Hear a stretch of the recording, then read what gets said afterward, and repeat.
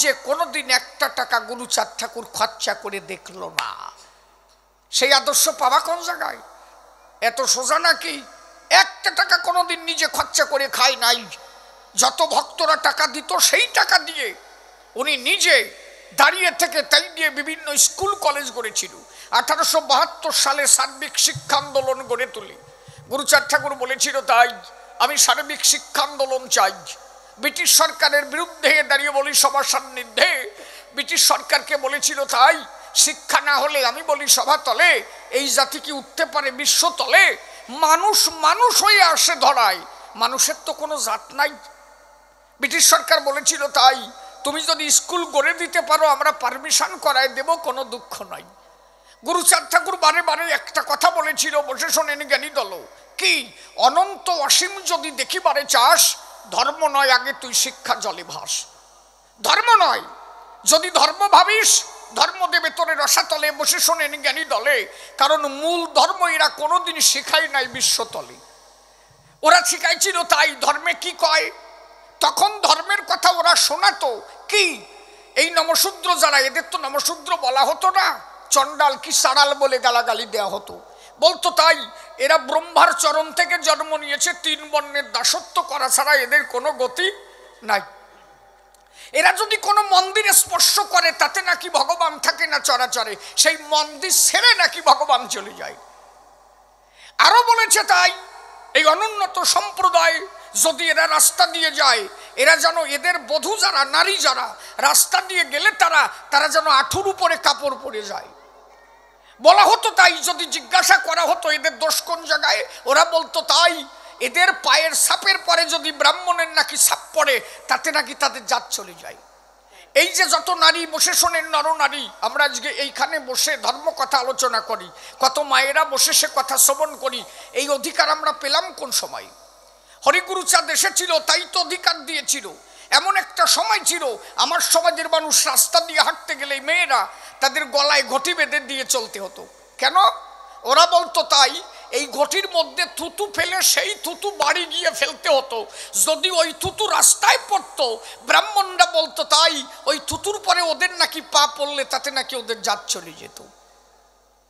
কেমন ছিল অত্যাচার! বসে শোনেন নারী নর, এমন দুর্ব্যবহার করেছিল ওই উচ্চ ব্রাহ্মণ্য শ্রেণীর মানুষ। শোনেন সমাচার, দাঁড়িয়ে বলি সভাতলে, বসে শোনেন জ্ঞানী দলে। তাই গুরুচাঁদ ঠাকুর বারে বারে বলেছিলেন কি? অনন্ত অসীম যদি দেখিবারে চাস, ধর্ম নয় আগে শিক্ষা জলে ভাস। যদি শিক্ষা গ্রহণ করিস চেতনা আসবে, চেতনা আসলে বিপ্লব হবে, বিপ্লব হলে পরিবর্তন হবে। আর যদি ধর্ম ধরে রাখতে যাস তাহলে তোরে অধর্ম দিয়ে কালের কবলে তোরে তলিয়ে দেবে। ওরা মনে মনে ভেবেছিল তাই এই ধর্মের দোহাই দিয়ে আমার মানুষগুলোকে নষ্ট করতে চায়। তাই গুরুচাঁদ ঠাকুর ভেবেছিল যদি এরা শিক্ষা পায় মূল সত্য বুঝতে পারবে, এদের মাথায় কাঁঠাল রেখে কোষ আর খাওয়ার কায়দা নাই।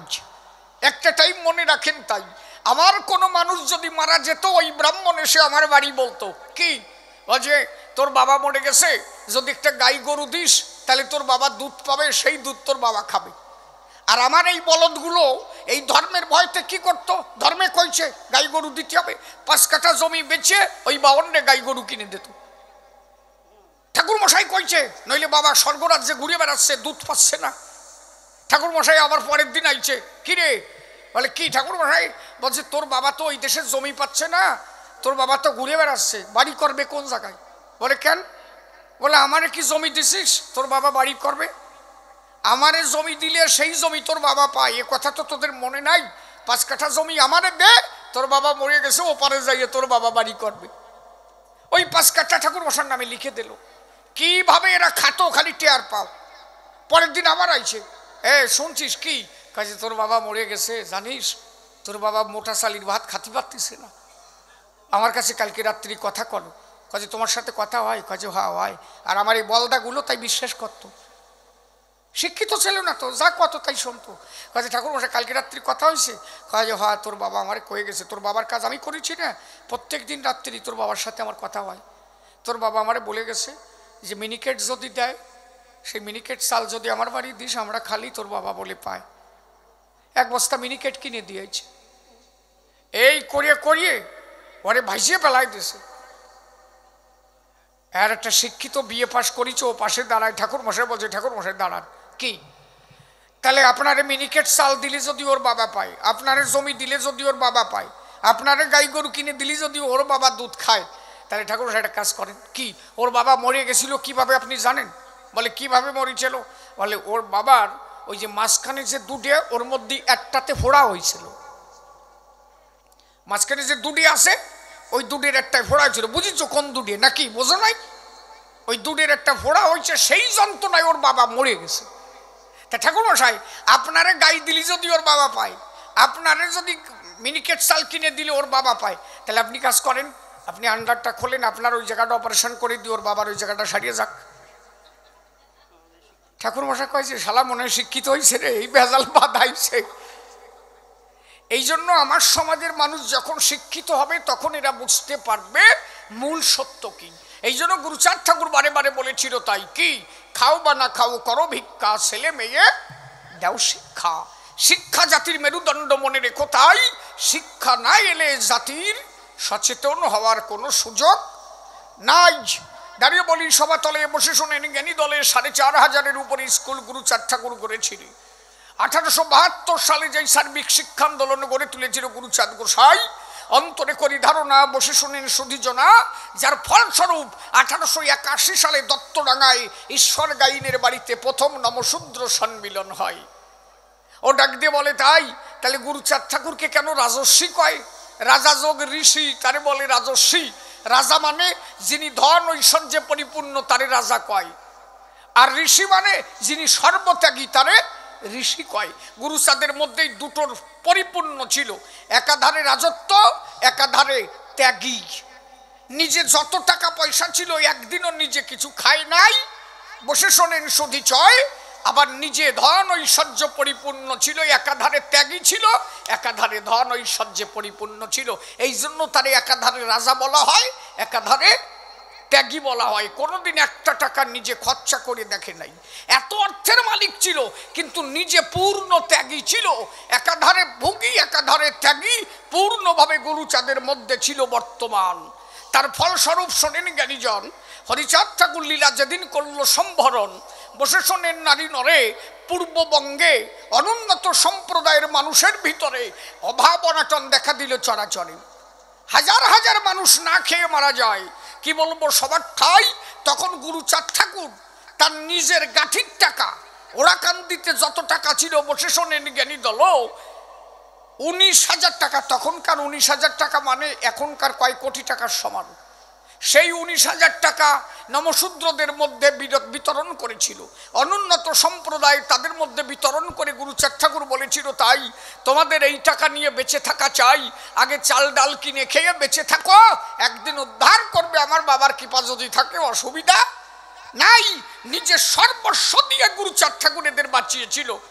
অন্তরে করি ধারণা আজও পর্যন্ত সেই মানুষকে এরা মানতে পারল না। আজকে বনগা সাব ডিভিশন যদি বলেন, অল কলকাতা যদি বলেন, যদি অল ওয়েস্ট বেঙ্গল বলেন, অল ইন্ডিয়া বলেন, অল ওয়ার্ল্ড বলেন, এমন কোনো জায়গা নাই যেই নমশূদ্র নাই। দাঁড়িয়ে বলি সবার ঠাই। ১৯০৬ সালের আগে নমশূদ্র সমাজের কোনো চাকরি নাই। এই নমশূদ্র সমাজ, আপনি কৃষ্ণ ভজেন, কালী ভজেন, তারা ভজেন, শিব ভজেন, মনসা ভজেন, শীতলা ভজেন, আমার তো কোনো দুঃখ নাই, আপনি যারে ভজেন বসতে পারেন, তাতে অসুবিধা কোথায়? কিন্তু আপনার জন্য যে ভাবলো তার জন্য একটু চোখের জল না ফেললে হয়? ১৯০৬ সালের আগে দাঁড়িয়ে বলি সবার পুরা ভাগে একটা লোকের কোনো চাকরি ছিল এই নমশূদ্র সমাজে? বলেন দেখি আমায়। অনুন্নত সম্প্রদায়, এদের কোনো চাকরি নাই। প্রথম চাকরি যিনি পায়, গুরুচাঁদ ঠাকুর ওই চাকরি আদায় করেছিল। বসে শোনেন জ্ঞানী দল, সিএস মিট সাহেবকে দিয়ে তুলেছিল। ১৯০৬ সালে প্রথম এদের চাকরি হলো। এর আগে এদের কারো চাকরি নাই। প্রথম চাকরি নমশূদ্র সমাজের কার? গুরুচাঁদ ঠাকুরের ছেলে, প্রথম ছেলে শ্রী শশীভূষণ ঠাকুর। এর আগে কোনো চাকরি নাই। তাহলে আজকে তুমি কৃষ্ণ ভক্ত, কৃষ্ণ নামে আসক্ত, ভেবে দেখো তাই। আরে সেদিন তো রামকান্ত বৈরাগীও কৃষ্ণ পূজা করেছিল, তারপরেও তার কষার বাড়ি খেতে হয়েছিল। কেন? রামকান্ত তো হরি পূজা দেয় নাই, কারণ রামকান্ত যখন এসেছিল তার আগে মহাপ্রভু অবতার, হরিচাঁদ তখন আসে নাই। অন্তরে করি ধারণা রামকান্ত ভোগ নৈবেদ্য দান করে দিতে চেয়েছিল গোবিন্দের চরণ পরে, পিছন থেকে কয়েকজন ব্রাহ্মণ এসে লাঠি দিয়ে পিটানো ধরে। রামকান্ত করলো বর্ণনা, আমার দোষ কিসে, আমারে মারবেন না। ওই ব্রাহ্মণ বলে তাই, তুই ছোট জাত, তুই মন্দিরে স্পর্শ করলে তাতে আমাদের জাত চলে যায়, এই মন্দিরে কি ভগবান আছে বল দেখি আমায়। রামকান্ত বললে মানুষের কি কোনো জাত হয়, চলির মুঠি ধরে মারল সেই সময়। তাহলে রামকান্ত তো কৃষ্ণ পূজা দিয়েছিল, তারপরেও তার মার খেতে হলো, তারে কিন্তু সারে নাই। তাহলে অন্তরে করি ধারণা, বসে শোনেন সুধীজনা, সহজে তারে পাওয়া যায় না। রামকান্তের কথা বসে শোনেন, বিজ্ঞতা কথা মিথ্যা নয়। বসে শোনেন নারী নরে, আপনি কৃষ্ণ ভজেন, কালী ভজেন, গৌর ভজেন, তখনকার সময় যদি খালি জানতে পারত যে সারালে সাল বাড়ির অভাব নাই, আপনি কৃষ্ণ ভক্ত হতে পারেন। সেদিন আর আপনার চাকরি দেওয়ার জন্য কেউ আসে নাই। 1906 সালে বসে শোনেন জ্ঞানী দলে প্রথম চাকরি গুরুচাঁদ ঠাকুর এদের জন্য আদায় করেছিলে। যার প্রথম চাকরি হয়েছিল শশীভূষণ ঠাকুর, যার ট্রান্সফার হয়েছিল শিলিগুড়ি, বসে শোনেন নরনারী সাব রেজিস্ট্রারি পদে। তাহলে বসে শোনেন জ্ঞানীজন, গুরুচাঁদ ঠাকুর যদি আজকে না আসতো, এত ভালো মন্দ খাওয়ায় এই জাতির কোন জায়গার থেকে থাকতো ভেবে দেখো। তাই ওই যে ওরা যে চাচ্ছি ডাক্তারি করে বসে শোনেন নারী নরে, এটা হচ্ছে শশীভূষণ ঠাকুর, শশীভূষণ ঠাকুরের শ্বশুর বাড়ির বংশ। অন্তরে করেন ধারণা, বসে শোনেন সুধীজনা। শশীভূষণ ঠাকুর বিয়ে করেছিল এই জয়পুরের ওখানে, জয়পুরে থাকতো, তারও গোসার বাড়ি, শিক্ষিত হয়েছিল, ওখানে পড়াশোনা করত। আর চাচ্ছি, এই চাচ্ছি নামে একটা গ্রাম ছিল জয়পুরের পাশে, ওই চাচ্ছি একজন ডাক্তার ছিল, বসে শোনেন জ্ঞানী দল, ওনারে চাচ্ছি ডাক্তার বলা হতো। ওনার বাড়িতে মনসা পুজো হতো। এরা যে চাচ্ছি ডাক্তার করে, এর ইতিহাস কোন জায়গায়? ওই যে গুরুচাঁদ ঠাকুর দেখলো, তাই কি করা যায়, এই জাত একমাত্র উদ্ধার হবে, এরা খাবে কি করি? এই ডাক্তারি যদি না থাকতো আর সিন্টারিং যদি না থাকতো, এই জাত বাঁচত? অন্তরে করি ধারণা এ কথা মিথ্যা না। গুরুচাঁদ ঠাকুর দেখলো, তাই কি করা যায়, ওই চাচ্ছি ফ্যামিলির থেকে একটা মেয়ে নিল, বসে শোনেন জ্ঞানী দল, যে মেয়েটার সাথে শশীভূষণ ঠাকুরকে বিয়ে দিল। পরবর্তীতে ওই চাচ্ছি ডাক্তারের দ্বারা এই অনুন্নত সম্প্রদায় ডাক্তার হইয়া বিভিন্ন চাচ্ছি ডাক্তারি করে বেড়ালো। সেইখান থেকে এদের নাম চাচ্ছি ডাক্তার। এটা হচ্ছে শশীভূষণ ঠাকুরের শ্বশুর বাড়ি। এই চাচ্ছি ডাক্তার যারা, এরা যারা চাচ্ছি ডাক্তারি করে, এরা সবাই হরিগুরু সাদের মোটামুটি একটা কানেকশানে যুক্ত আছে, শোনেন নারী নরে। এই জন্য অন্তরে করি ধারণা, বসে শোনেন সুধীজনা, গুরুচাঁদ ঠাকুর যদি না আসতো, তাহলে এই সমাজ কোনোভাবে টিকত না। একমাত্র আজ যারা যতটুকু ভালো মন্দ ভাবে এই জগতে আছে, কি বলবো আপনাদের কাছে, একমাত্র গুরুচাঁদের অবদান, তাই এরা টিকে আছে। যাক, এইভাবে আর দরকার নাই, দাঁড়িয়ে বলি সবার ঠাই।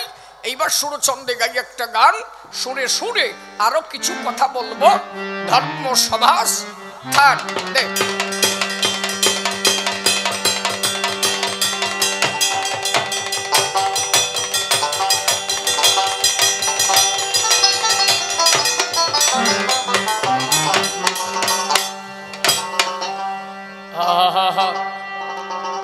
ওরা একটু পোষা পাখির গান শুনবে। পোষা পাখি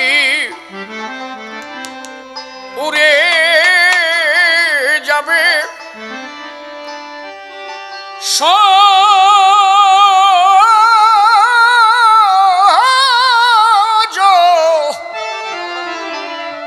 সজনী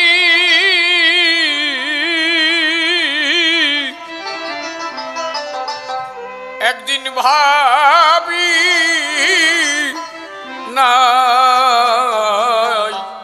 মনে। হরি হরি বল, উলুধ্বনি হরি বল, জয় হরি বল।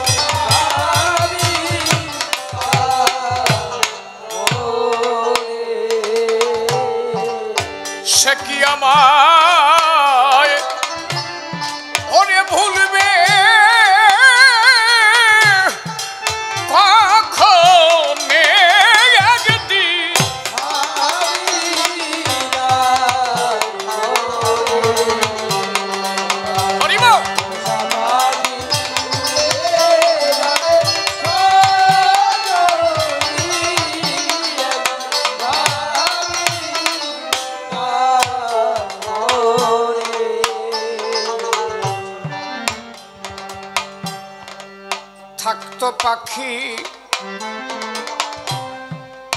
সোনালি খাঁচায় ওরে কত কি বলি তো আমায় বসে রূপালি আরায় পেশাব দিয়ে গা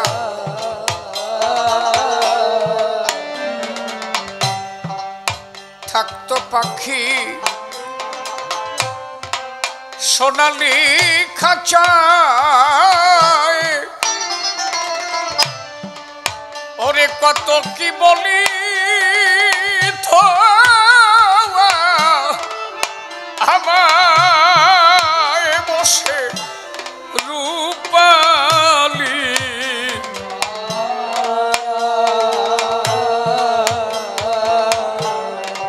স্ফটিকের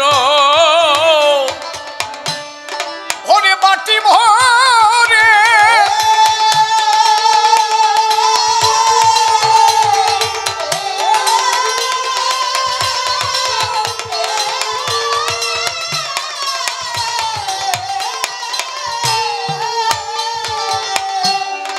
তারে খাবার দিতাম থরে ওরে থরে থরে এ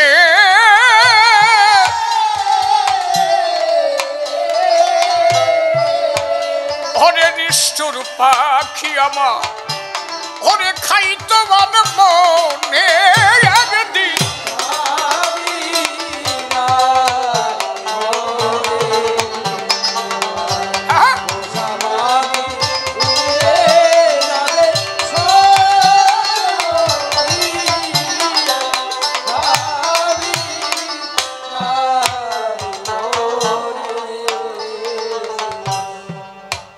জংলা পাখি করলো সর্বনাশ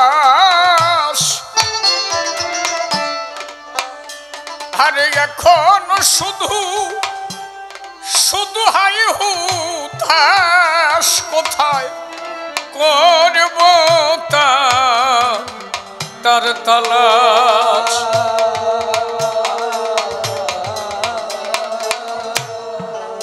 কে এমন ওরে বনের পাখি ও যে বনে গেল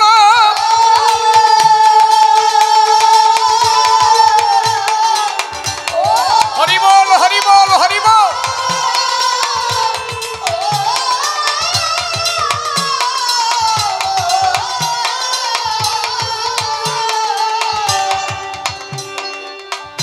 আমার বুকে দিয়ে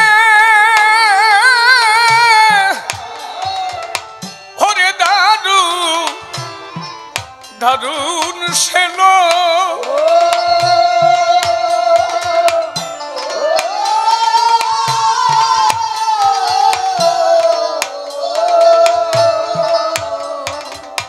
ওরে থারে থারে আর কি ফিরে ওরে ভাব জীবনে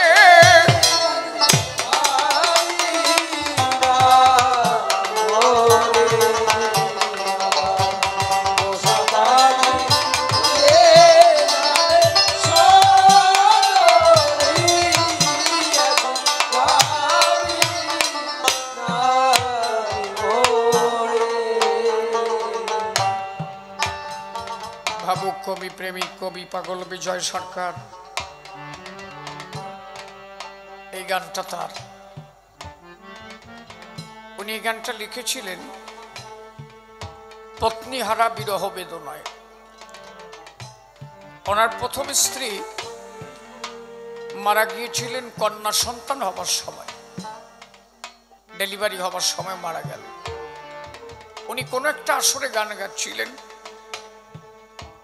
সজনী নাম করে ওনার এক ভাগ্নি গিয়ে বলল মামা মামি আর বেঁচে নাই স্তম্ভিত হয়ে ওখানে দাঁড়িয়ে গেল কিছু সময় পরে উঠে এই গানটা গিয়েছিল পোষা পাখি উড়ে যাবে সজনে, একদিন ভাবি নাই বল।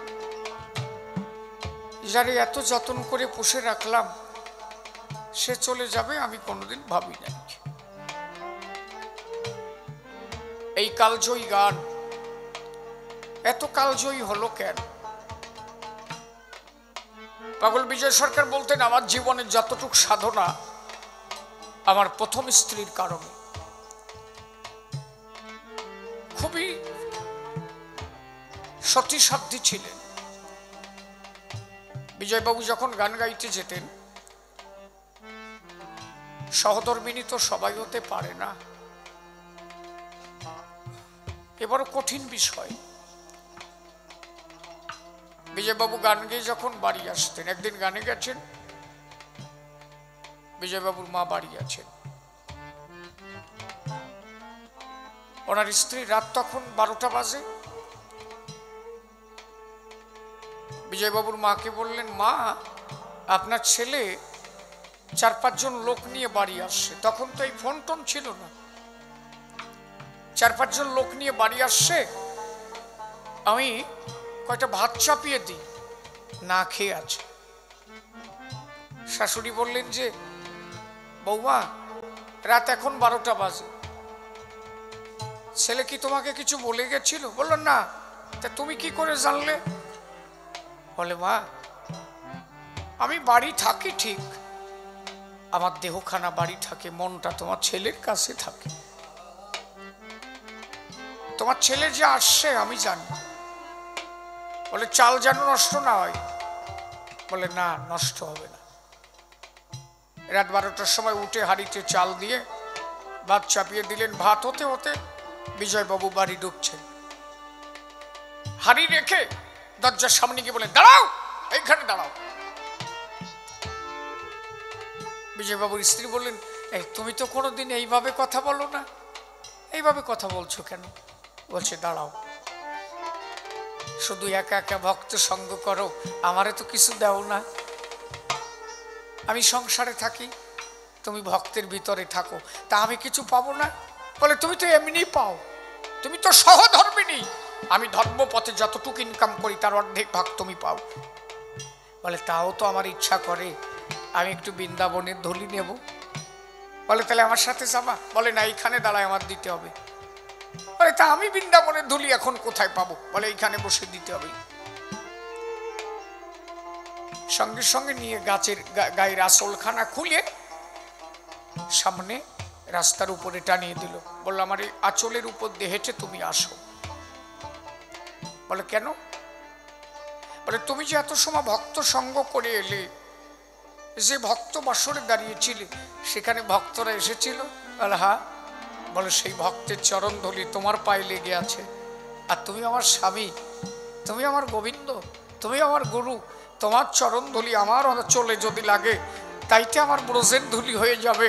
আমি সেই বৃন্দাবনের ধুলি লাগাবো, তোমার ওই চরণ ধুলি আমি নেব।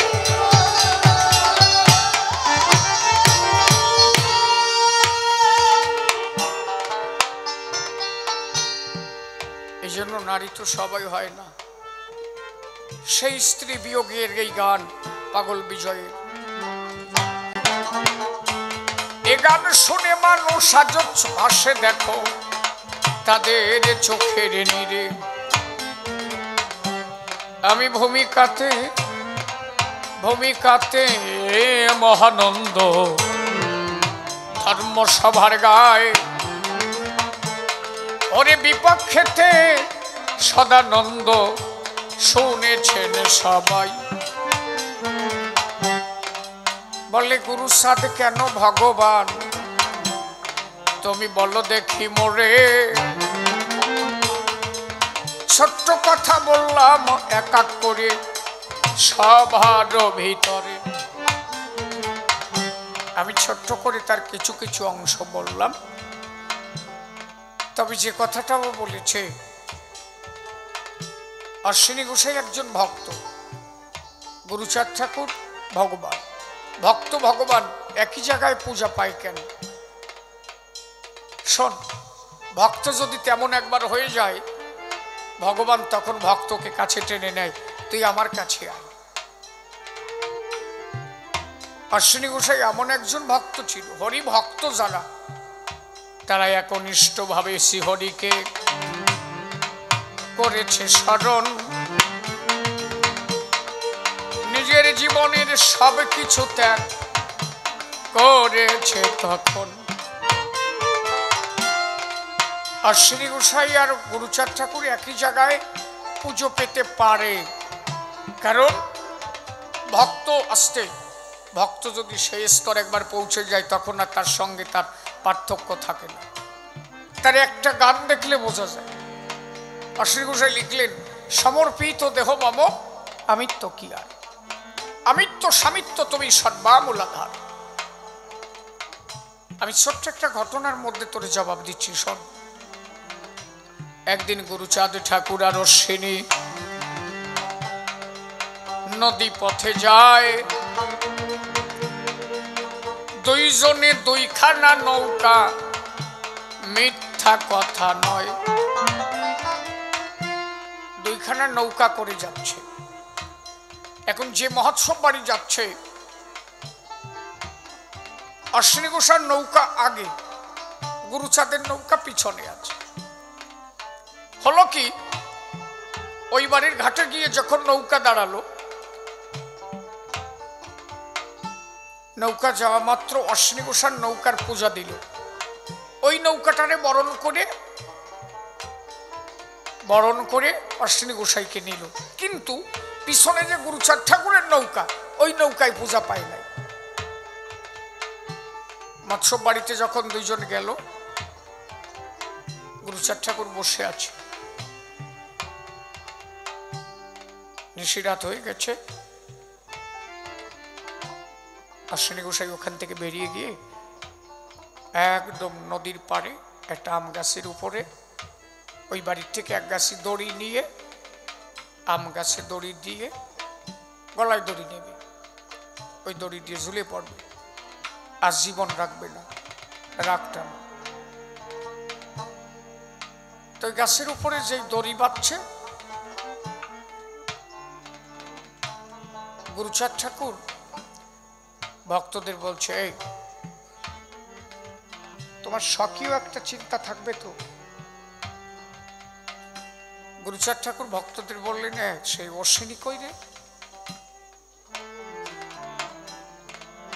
বলে, বাবা এত সময় তো এখানে ছিল, গেল কোথায়? বলে, কত সময় আমার গোসাই রে দেখি না, কোথায় গেছে দেখতো। আসলে তো জম্মের ভালোবাসতো, খালি খালি কি আর ভালোবাসছে নাকি? যেদিন ওরা কান্দি বসে গুরুচাঁদ ঠাকুর বললেন, অশ্বিনী একটু গান শোনাবি না? আমার বাবার গান একটু শোনা না, তোর মুখে একটু শুনি। গান শুনবা? মাথার থেকে বোঝাটা রেখে গাছতলায় বসে গেল। হঠাৎ করে এক ঝাঁক পাখি উপর দিয়ে উড়ে যাচ্ছে। অশ্বিনী গোসাই বললেন, এ দাঁড়া, কোথায় উড়ে যাচ্ছিস? কার মাথার উপর দিয়ে যাচ্ছিস?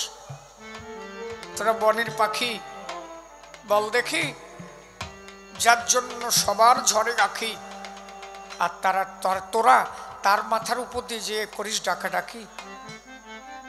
বিশ্ব ব্রহ্মাণ্ডের মালিক যিনি, আমার গুরুচাঁদ বসে আছে, তার উপর দিয়ে তোরা যাচ্ছিস। তোরাও আয়, ঠাকুরের নাম শুনে যা, গান শুনে যা। গাছতলায় গুরুচাঁদ ঠাকুর বসে আছে, অশ্বিনী গোসাই গান গাচ্ছে। হঠাৎ করে দেখতে পাচ্ছে অঝড় ঝড়ে বৃষ্টি হচ্ছে। গুরুচাঁদ ঠাকুর বললেন, অশ্বিনী চলো ঘরের মধ্যে যাই, বৃষ্টি শুরু হয়ে গেছে তো, এই বৃষ্টি লাগানো যাবে না, প্রচন্ড বৃষ্টি হচ্ছে, ঘরে চলো। অশ্বিনী গোসাই বললেন, বাবা বৃষ্টি হচ্ছে না। তাহলে কি? বলো, যে পাখিগুলো উড়ে যাচ্ছিল ওদের ডাকলাম না হরি কথা শুনতে। গাছের ডালের দিকে তাকায় দেখো, বনের পাখি ওরা বসে তোমার বাবার গুণকীর্তন শুনে বনের পাখিও চোখের জল ফেলাচ্ছে, ওরাও হরি কথা শ্রবণ করছে, ওরাও চোখের জল ফেলছে।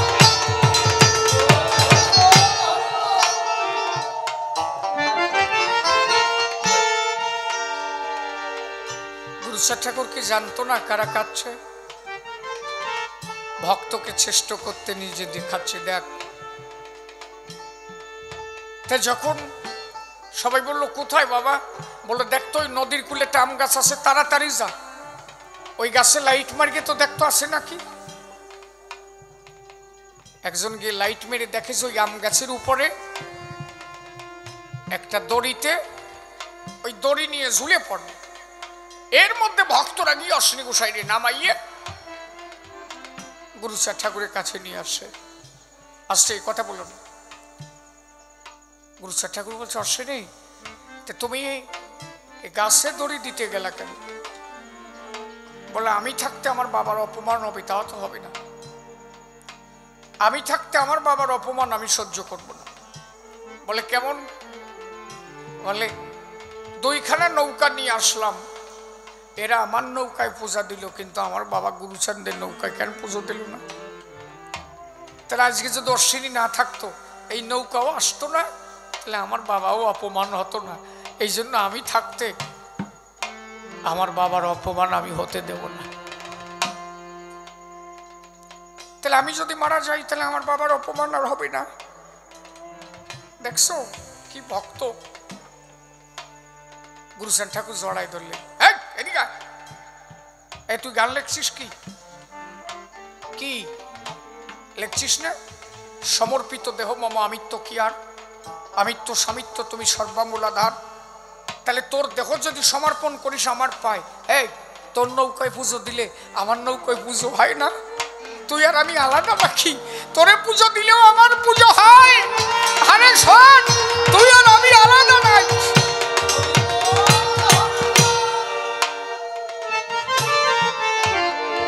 যদি কেউ তোরে পুজো দেয় তাতে আমার পুজো হয়। বিশাল বিষয় তোরে বাবা।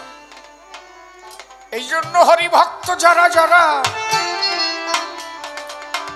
ঠাকুরের সাথে পূজা পায়, দেখো না হরি গুরুচাঁদ তারকচাঁদ পিতে হরি বলো ভাই।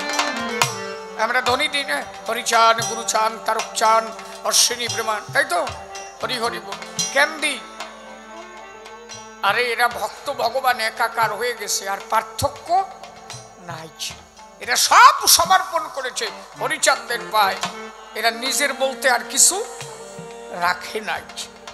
এই জন্য এক জায়গা পুজো পায়, তাতে অসুবিধা কোন জায়গায়? তবে হরি গুরুচাঁদ বাদ দিয়ে নয়, হরিচাঁদ গুরুচাঁদকে রেখে ভক্ত চারিপাশে হরি ভক্ত ভালোবাসে আমার হরি রসরাজে, তাই ভক্ত নিয়ে থাকে সদা। ভক্তরা বলে হরি হরি, প্রেমানন্দে ভক্ত বৃন্দে বলো হরি হরি। এই জন্য তোমার কাছে বলে গেলাম, তাই কথার জবাবে কথায় কথায় করে গেলাম সাই। যেভাবে তে প্রশ্নপত্র তুমি করে গেলে দান, আমি ছোট্ট করে সভা মাঝে তার দিলাম সমাধান। এইবার বাবাজি এসে সভা মাঝে কিছু কথা বলিবে সভায়। আমি এসে শেষে মিলন দেব ধর্ম সভার গায়ে। দেখি এসে কোন ভাবে কোন কথা বলে, কোন ভাবধারা সে উঠাইয়া তোলে। তবে আর বেশি কথা বলবো না, ছেড়ে দিয়ে যাব মোহর কবির কল্পনা। দেখি এসে কোন ভাবে কোন কথা কয়, কোন ভাবধারা সে উঠাইয়া লয়।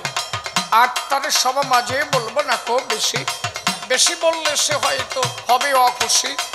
এরপরে সেজন আবার সভাতে আসিবে, আমি আবার আসিব এই ধর্মসভায় এবে। দেখি এসে তার কথা বলুকে সবাই, আমার আর বেশি বলে কোনো দরকার নাই। এদিকেতে আসে যত ভক্তগণ, বন্দনা করে যাই সবারই চরণ। এদিকেতে আছেন যত মাতৃ জাতি, সকলের চরণে জানাই প্রণতি। পিতৃ সমতুল্য আছেন যারা, কেউ করবেন না চরণ ছাড়া। আর তবে বেশি কথা বলবো না, ছেড়ে দিয়ে যাবো মনে কবির কল্পনা। এই পর্যন্ত প্রথমবারে ভাবখান্ত হলো। জয় জয় হরি গুরুচাঁদ প্রেমানন্দে হরি হরি বলো।